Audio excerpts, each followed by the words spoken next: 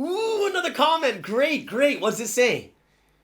Pork chop pastor. Cool. All right. That's cool. Cool. What's a pork chop pastor?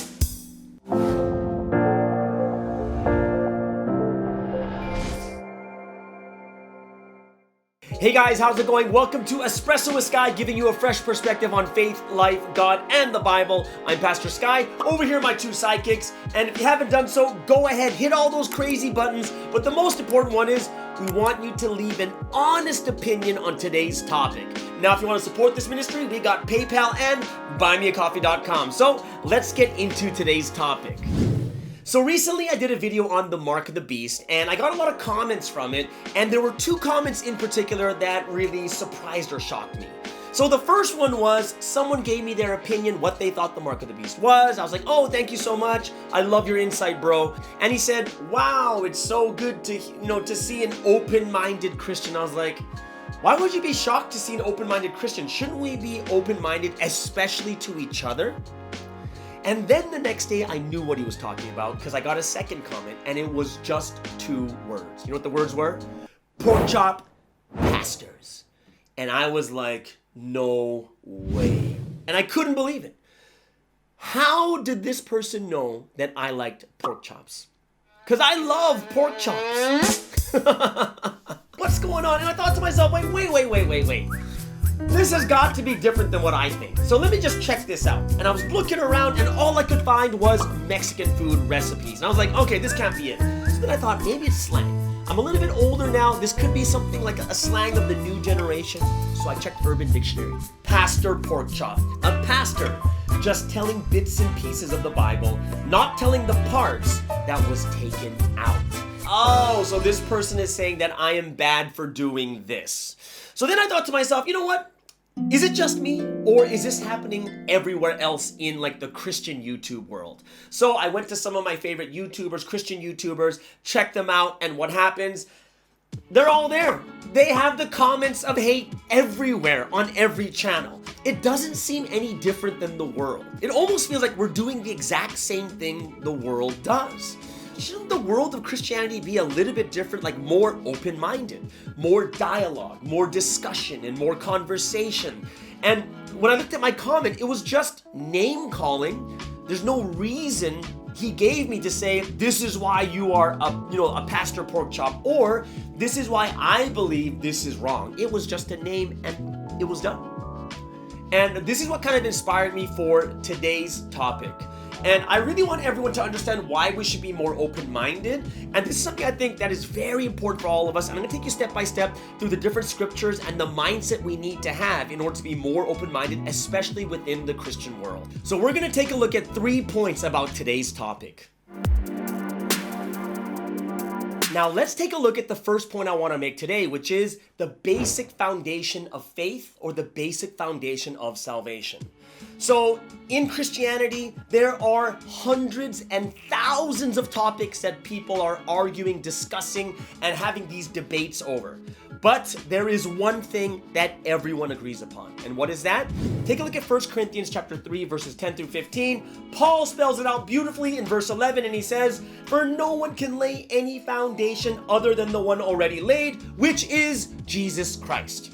Right? That is what all of us 100% agree upon, and this is the basics of becoming a Christian, someone who believes in Jesus. Very simple and very easy. Have you ever heard them do this? But, question 2. What do you think about predestination?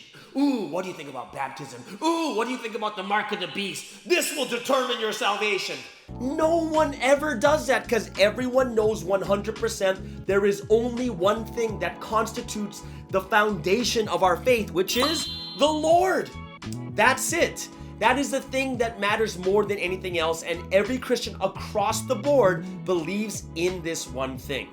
This is a thing that we are 100% able to judge others on, saying, are you Christian or not? So then what about all the other topics? How should we think about those things? This leads us into the second point, which is Do we have 100% full truth right now? Do we have all the answers to the Bible? And the answer is no, we don't.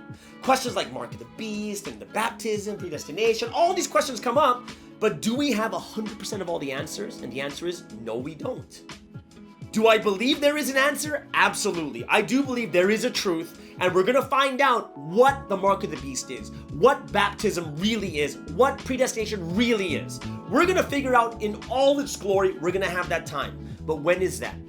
Take a look at 1 Corinthians chapter 4, verse 5, and it says, "Judge nothing before the appointed time. Wait until the Lord comes. He will bring to light what is hidden in darkness." What is it saying? Before the Lord's second coming comes, judge nothing. Judge nothing. We don't know. Why?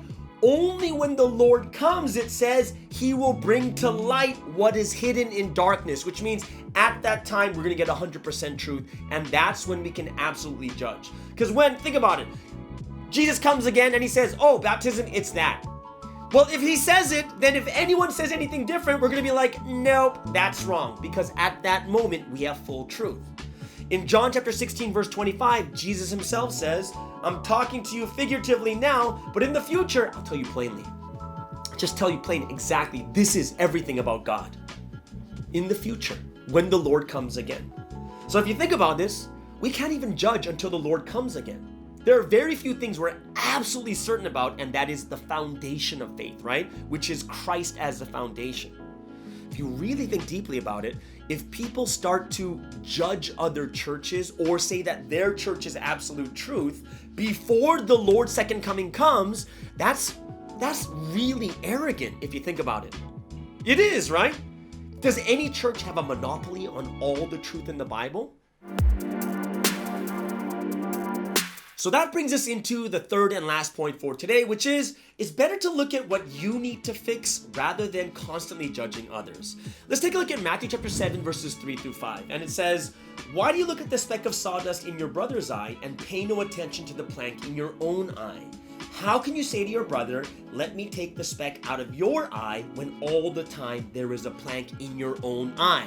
Then Jesus gets real in verse 5 and he says, "You hypocrite, first take the plank out of your own eye, and then you will see clearly to remove the speck from your brother's eye." Everyone, think about this deeply. Our time on this earth is very limited. It is far better and far more productive to use this time thinking about yourself, fixing and making yourself better, making your environment better, treating everyone else with love and respect, rather than going around just pointing all the bad things that people have. There are so many people against God anyways in this world, and we're fighting amongst ourselves. And on top of that, we're just repeating the same mistakes over and over again. Think about this. Look at Matthew 23:34. It says, "I'm sending you prophets and sages and teachers. Some of them you will kill and crucify. Others you will flog in your synagogues and pursue them from town to town." When God sent people to Israel, who were the ones that rejected and killed and beat and flogged them? It was the Israelites. It was God's own people rejecting God's people. It was all fighting on the inside. We're just repeating the same fault. Who were the ones that killed Jesus? It was his own people. Who were the ones that wanted to kill and excommunicated Martin Luther? It was his own church. There's been so much infighting, and we're in a history of constant infighting within Christianity. We spend so much time pointing at each other when we should be looking at ourselves and trying to make ourselves better each and every day. So what I'm telling you guys is, it's far better using this positive energy to change yourself and impacting other people in a positive way rather than spending all this energy on negative things and you're wrong and you're wrong and you're wrong.